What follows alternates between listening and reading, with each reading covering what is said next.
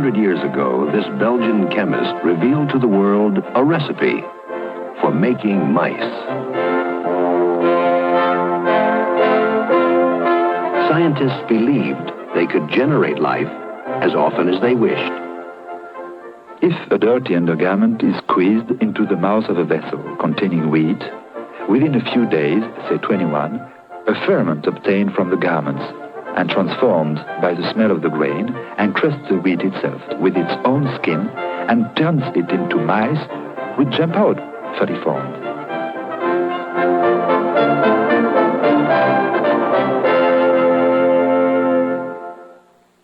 Now science takes a different view.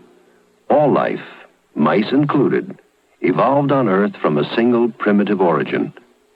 What was the original recipe? And could it have occurred on other planets as well?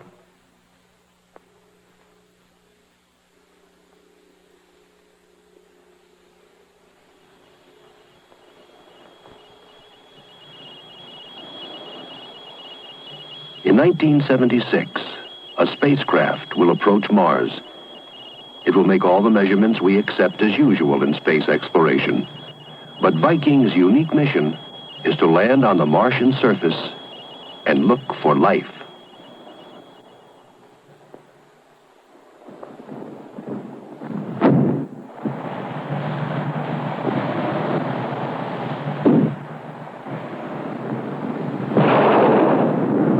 It will be man's first attempt to find life on another planet. What will the lander be looking for? Trees? Elephants? Space monsters? What do today's scientists think about life outside the Earth? Carl Sagan of Cornell University explains.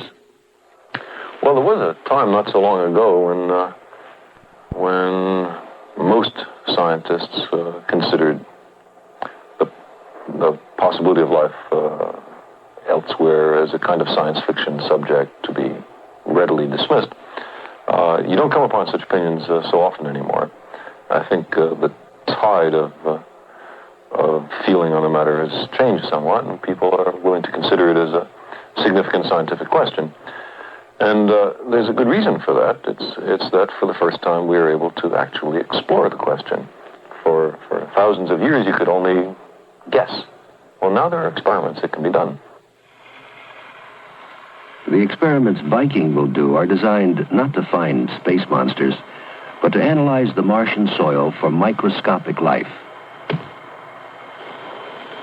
Microbes cover the Earth's surface. The hope is that Mars is the same. In fact, the Martian experiments were designed entirely on our knowledge of the origin and development of the only life we know, life on Earth. We think the Earth and Mars are 4.5 billion years old.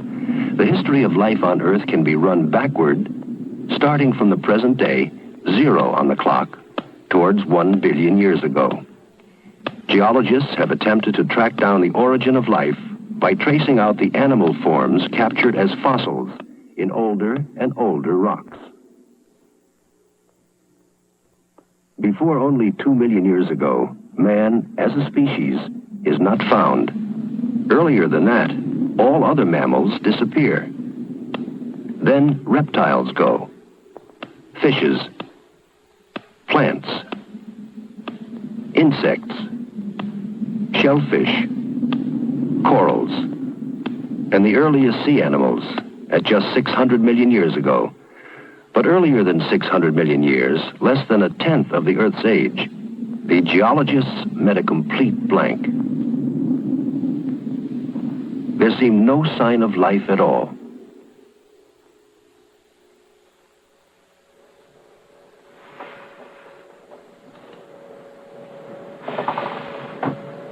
Until, that is, this laboratory at Harvard began to take a closer look into the so-called Precambrian rocks, those older than 600 million years.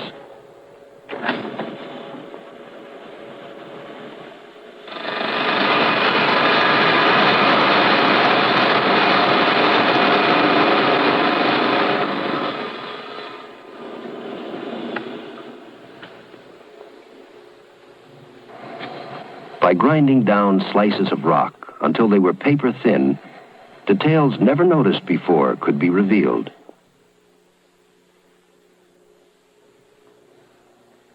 Under the microscope, they found obscure shapes, which might have been primitive single-cell organisms, but they were just shapes. There was no proof they had ever been alive. The search for proof led to this salt marsh on the Pacific coast of Mexico. The major inhabitants are blue-green algae, primitive single-cell plants.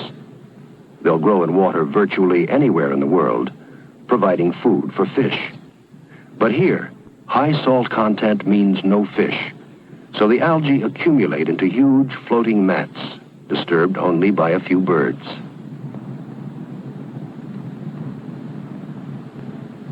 The algal mats are being studied by geologist Bill Schopf.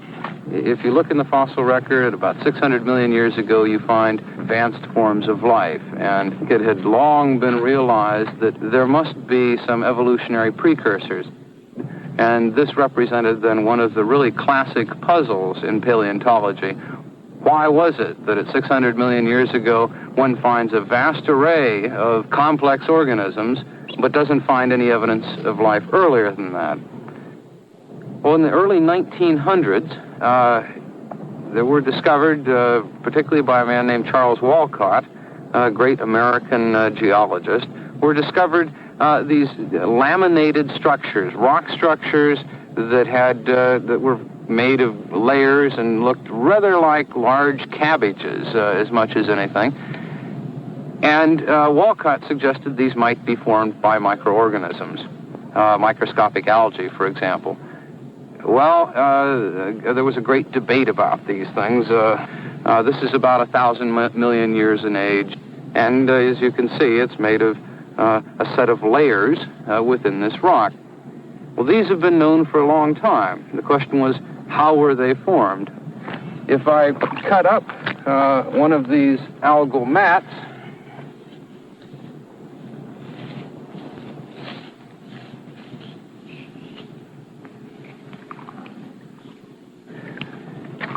you can see that it, too, is formed of very fine layers. And in fact, if we compare here the rock and the modern algal mat, they're very similar indeed. Well, it's been evidence like this, then, that has shown very clearly that the organisms, that there were organisms around in the Precambrian, these microscopic algae that form the modern mats, were the same organisms, we think, that formed the rocks. With the link established between microorganisms and old rocks, fossils discovered in Australia, Canada, and South Africa have revealed signs of life going back over 3 billion years. Australia, 1 billion years old, highly developed clusters of cells. Canada, 2 billion years old, several different forms, most now unknown.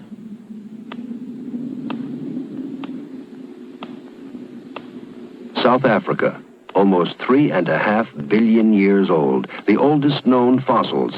A few shadowy shapes, almost certainly single-cell organisms, living in the same way as the Mexican blue-green algae.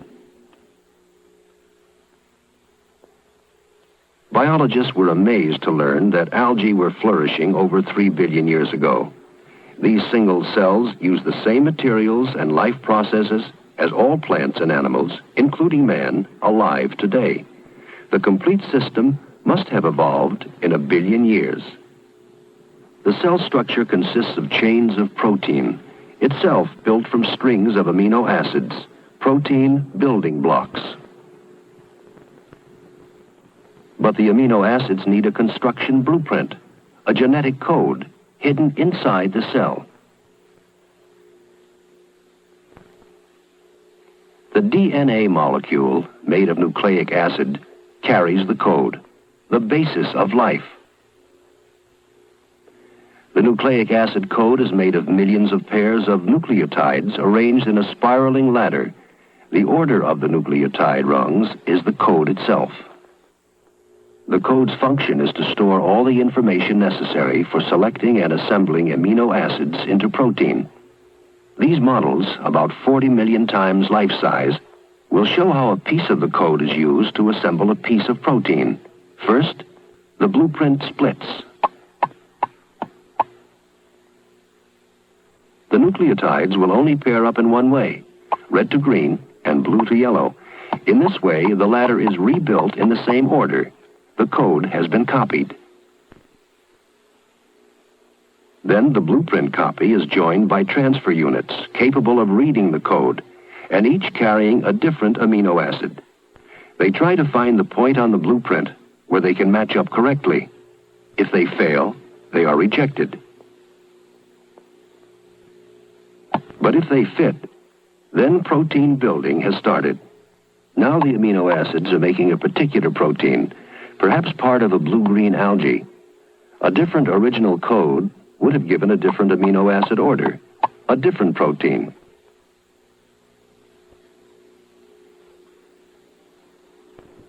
Three and a half billion years ago, this complicated system in use today had already evolved. Carl Sagan. We find organisms as advanced as bacteria and blue-green algae. Those are quite sophisticated organisms, almost 3.5 billion years ago.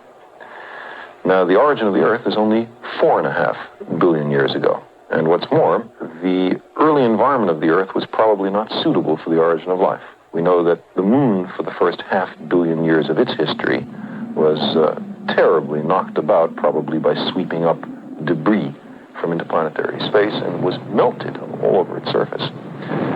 It's very likely that the Earth suffered a similar fate. And it looks to me as if the Earth was not suitable for the origin of life until about 4 billion years ago. 500 million years later, you have very sophisticated organisms. So the origin of life had to happen very fast.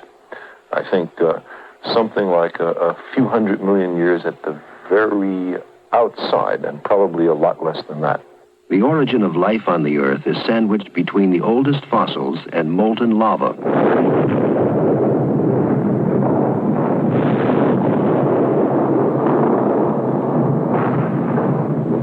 Imagine the early Earth, soon after its formation from a spinning cloud of interstellar gas and dust, 4.5 billion years ago.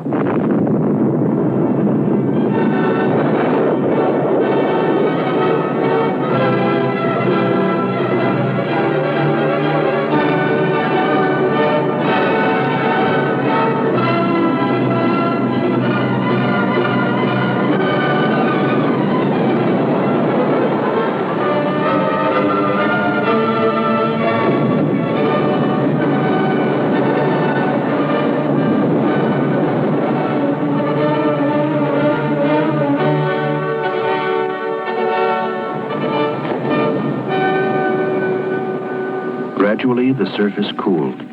Collisions with interplanetary debris became fewer.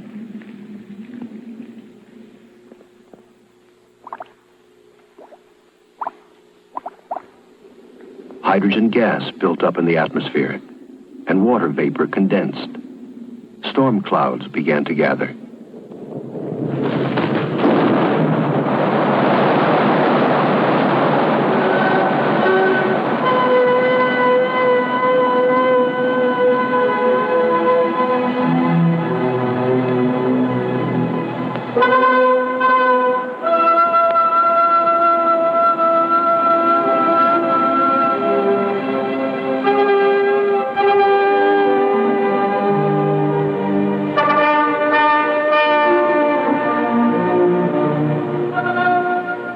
Somewhere on the surface, life started.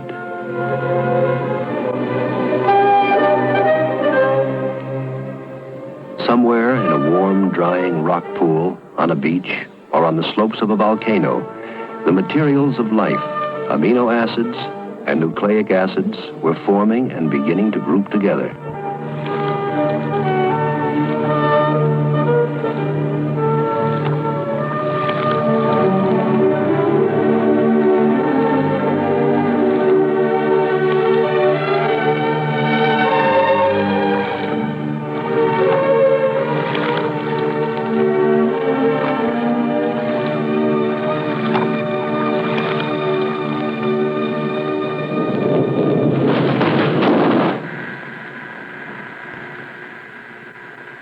At the University of California, Stanley Miller is recreating the early Earth in a fourth-floor laboratory. The primitive atmosphere was very different than the one we have at the present time on the Earth. The form of carbon was methane, which is natural gas, instead of the carbon dioxide that we have at present. The nitrogen was in the form of ammonia instead of molecular nitrogen as we have at present. There was water there just like we have now. But the major difference was that there was no oxygen and there was an abundance of molecular hydrogen. But nobody had ever tried an experiment to see what would happen in such an atmosphere. 20 years ago, when still a graduate student, Stanley Miller decided to do just that. It was to become a significant decision. He recreates the experiment now. So the experiment was to construct a model ocean, which is the small flask here, a model atmosphere, which is the large flask containing the gases of the primitive atmosphere, and there was a condenser and a tube here which corresponded to the rain. And the whole thing consisted of a circulating apparatus. So he boiled up the model ocean, added lightning, and set back to wait.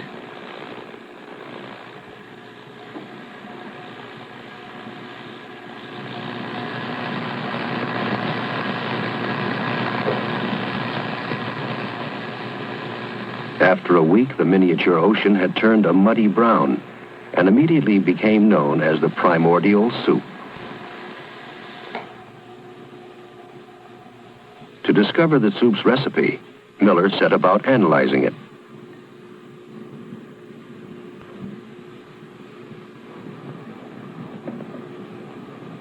After I took the sample out of the electric discharge apparatus, I concentrated the material in that sample, then used a technique that by present standards is rather primitive, but was rather new at that time. First, he placed a small drop of the mixture onto filter paper. The method then used solvents to spread out different chemicals in the soup. After spraying on a dye, he saw a collection of purple smudges. To Miller, the color and position meant only one thing. He had made amino acids, building blocks of protein. The surprising part of this experiment, from my standpoint, was the large amount of amino acids obtained in the experiment. In fact, the major group of organic compounds produced by the spark were amino acids, and one had no right really to expect such a result. It was a historic result. Anybody could make amino acids, but creating them this way, under primitive Earth conditions, suggested that scientists might be able to reconstruct the origins of life. At the Salk Institute in California, the possibility was recognized by another chemist, Leslie Orgel. Stanley Miller had shown how you could make amino acids under conditions that could have existed on the primitive Earth, and so we knew how to make the pieces from which proteins are made up. We decided that we would try to do the same sort of thing for the nucleic acids. Nucleic acid, carrying the genetic code, is as essential to life as the amino acids. Leslie Orgel's staff take their experiments out to the desert in search of conditions which could have existed on the primitive Earth. Hot, dry days alternating with cold, wet nights. Using only sunlight to heat simple chemicals, they've succeeded in producing the beginnings of nucleotides, nucleic acid building blocks.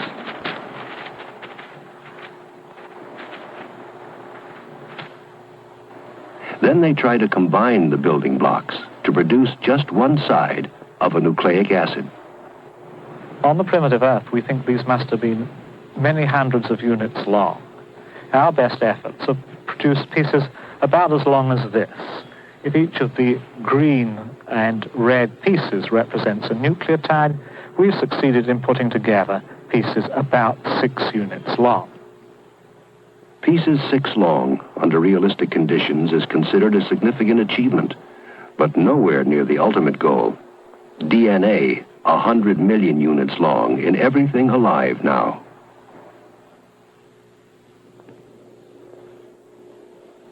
So at the University of Miami, the approach is totally different. DNA is too complicated, they say. Proteins are simpler. They've collected lava from the slopes of Mount Kilauea in Hawaii. In a laboratory, pure amino acids are dropped onto the hot stones. Under primitive Earth conditions, they're trying to assemble proteins directly from amino acids. The problems are explained by Sidney Fox. The dilemma that has existed is the question of how did ordered sequences of amino acids come into existence in the absence of the very elaborate coding mechanism that exists today. The answer that we have found, and which has been verified in a number of other laboratories, is that by appropriate heating of amino acids, and this is done under geologically relevant conditions, the separate shapes, the individual shapes of the amino acids result in their joining in specific ways. To assemble amino acids, Sidney Fox has worked out a sequence of events that could have occurred on the early Earth. First, hot lava meets primordial soup. Water boils off. The amino acids form a sticky brown glue. He calls it protenoid. The protenoid is washed off the lava, possibly by rain or the sea. This is the crucial step. What occurs then is what had long been imagined as perhaps the most complex of processes in the series of primordial evolution. In a very dramatic way, the contact with water causes the protenoid molecules to assemble themselves. Under the microscope, the assembled protenoid looked like this. Small transparent spheres about the size of living cells. But they weren't just shapes. Fox photographed a growth sequence running over 3 days.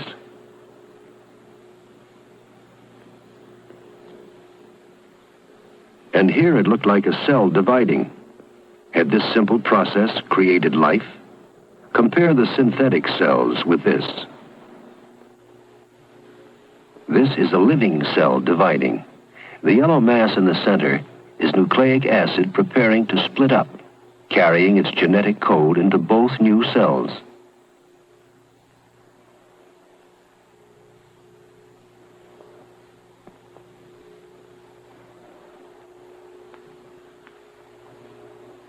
What's happening is that the DNA ladder itself splits, then uses its pairing up ability to make two identical copies of the code. Biologists call this replication. The synthetic cells haven't got the ability to transmit a detailed code. Although they could have existed on the primitive Earth, nobody can yet say how they might have developed. Nucleic acid's crucial role has made Leslie Orgel pursue the replication process. We found that if we take a piece of nucleic acid, put it into solution, and add to that solution a set of the small units that have to be organized into a new nucleic acid, then these units will line up in the correct order on the template that we've added. Each red piece in the template picks up a green one, and each green piece picks up a red one. And so we organize reds and greens on the new structure in a way which is just complementary to the one that we start with. This, of course, is exactly what happens in DNA replication. Is this alive? Is the matching accurate enough for a complete new code? Perhaps only 1 in every 10 of the pieces that we have in the solution finish up in the correct long scheme. We have a very long way to go. We've got to make pieces much longer than this. We've got to be able to replicate them much more efficiently.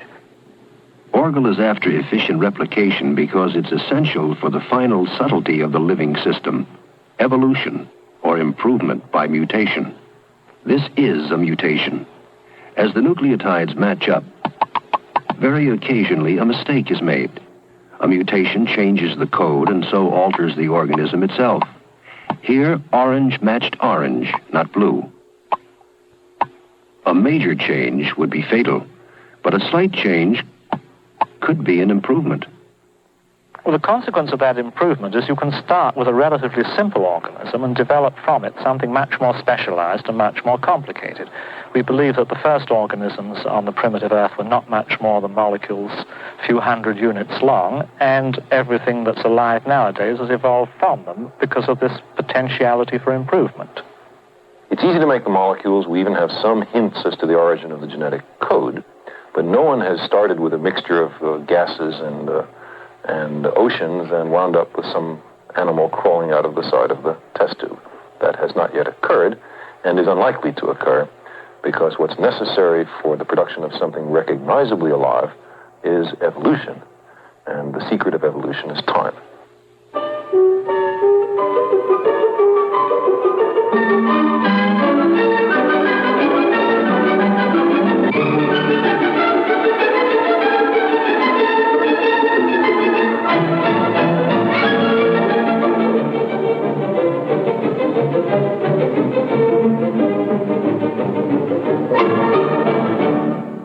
The origin of life happened fast, that at the very outside it took maybe a couple of 100 million years. 6 days was once a popular hypothesis. It's not excluded, but not more than a few 100 million years. By the way, if the origin of life happened fast on the Earth, then that suggests that it's a not uncommon event and that the origin of life could be expected on other planets as well.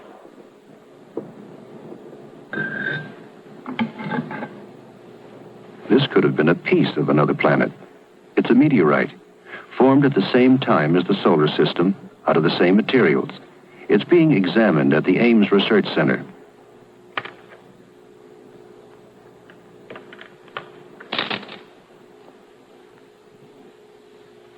Keith Kvenvolden. The Murchison meteorite fell in Australia in September of 1969, and this rock or this specimen, the one you see here, was picked up almost immediately after the fall, and it gave those of us who are interested in organic compounds in meteorites an unprecedented opportunity to look for compounds in a situation where the specimen was uncontaminated by biology or by curators who, and for other meteorites, have put them in museum shelves and so on.